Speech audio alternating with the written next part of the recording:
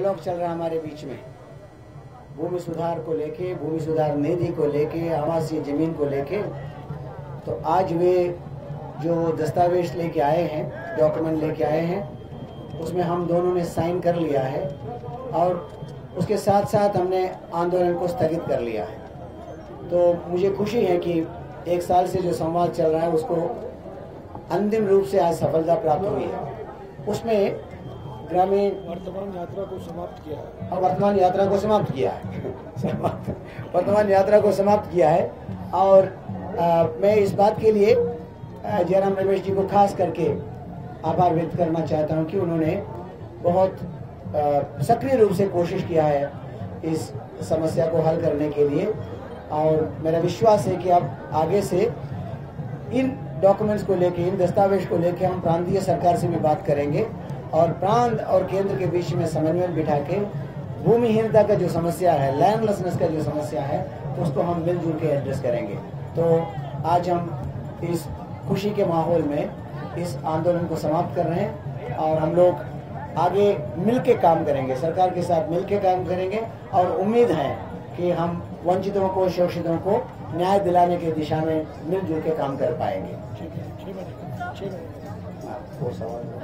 तो मैंने आपसे कहा था कि 6 महीने बाद हम फिर यात्रा शुरू करेंगे। अगर कुछ नहीं होगा तो इंटेंशन पर कोई गलतफहमी नहीं है मुझे। उसके बाद जब जयराम रमेश जी ने और विस्तार से बात रखा तो मुझे मालूम है कि इंटेंशन साफ है, समयबद्ध तरीके से करेंगे। इसलिए ये 6 महीने की जो बात है वो काम न होने की स्थिति में कहा था मैंने, लेकिन अब तो मुझे मालूम है कि हम निधि घोषित करेंगे 6 महीने में और निधि घोषित करने में हम मिलजुल के काम करेंगे। इसलिए 6 महीने का जो बात मैं कह रहा हूँ उसकी आवश्यकता नहीं पड़ेगा, इसे मुझे मालूम। आज जयराम रमेश जी हैं उस मंत्रालय में, कल नहीं है, दूसरे मंत्रालय में जा सकते हैं। तो इसलिए शांति पीस मंत्रालय में जा सकते हैं। तो अब देखिए, आपके पास जब तक एक साइन डॉक्यूमेंट नहीं है, एक साधारण चिट्ठी के बल पर हम जाएंगे तो वो नए मंत्री सुनने के लिए बाध्य नहीं है। तो हमने सोचा कि एक एग्रीमेंट हो हमारे बीच में, ताकि हम सरकार को रिस्पॉन्सिबल ठहरा सके, न कि जयराम रमेश जी को रिस्पॉन्सिबल ठहरा सके।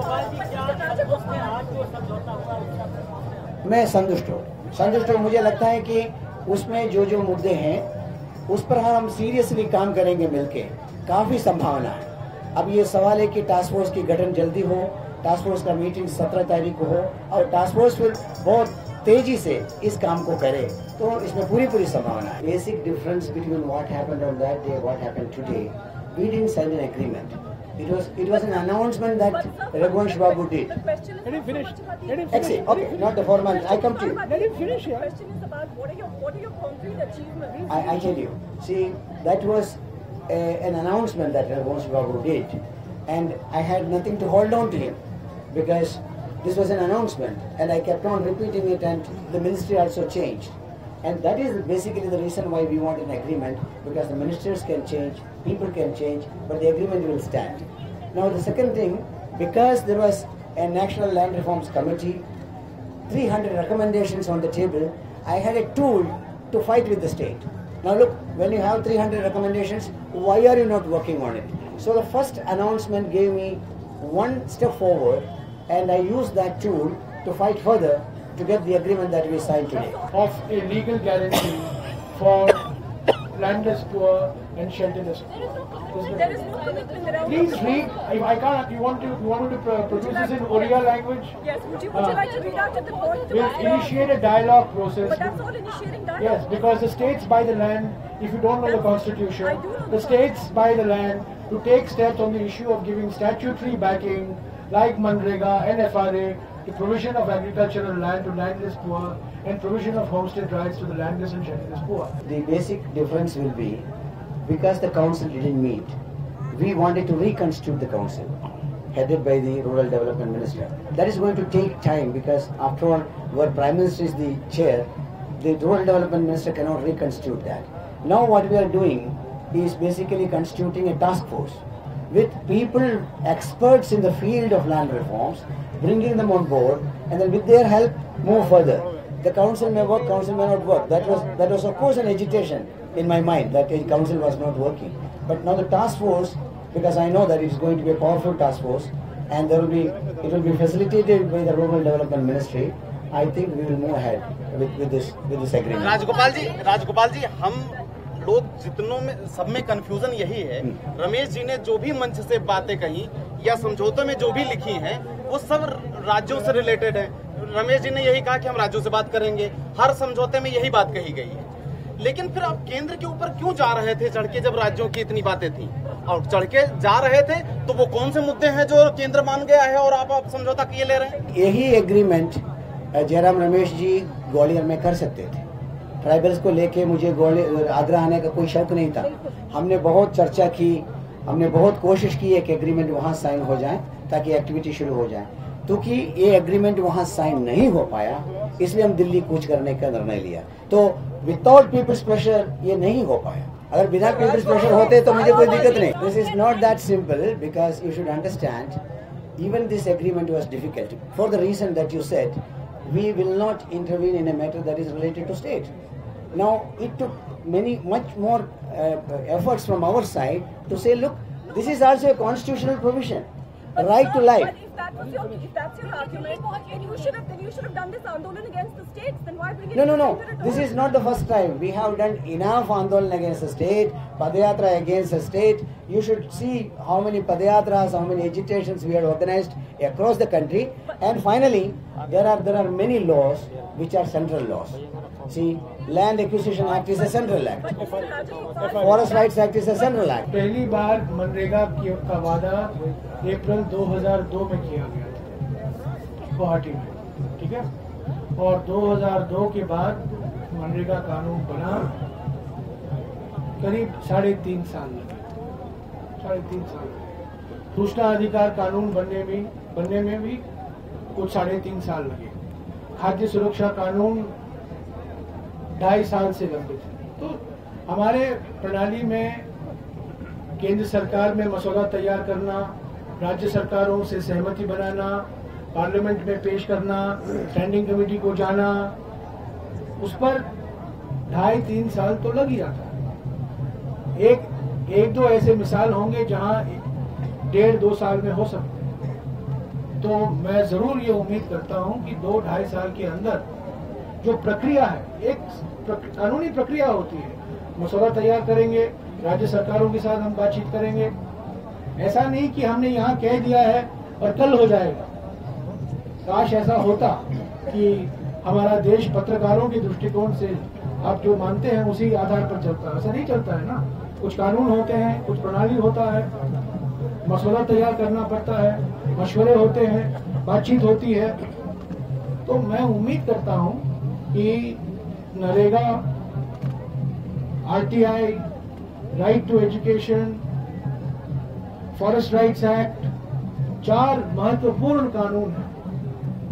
5वां जो और 2 अभी महत्वपूर्ण कानून अगले सत्र में हम उम्मीद करते हैं, भूमि अधिग्रहण कानून और खाद्य सुरक्षा कानून। अभी 17 तारीख को जब हम मिल रहे हैं, इस विषय पर भी हम चर्चा करेंगे और मैं उम्मीद करता हूँ 2-3 महीने में एक मसौदा हम पेश कर सकते हैं।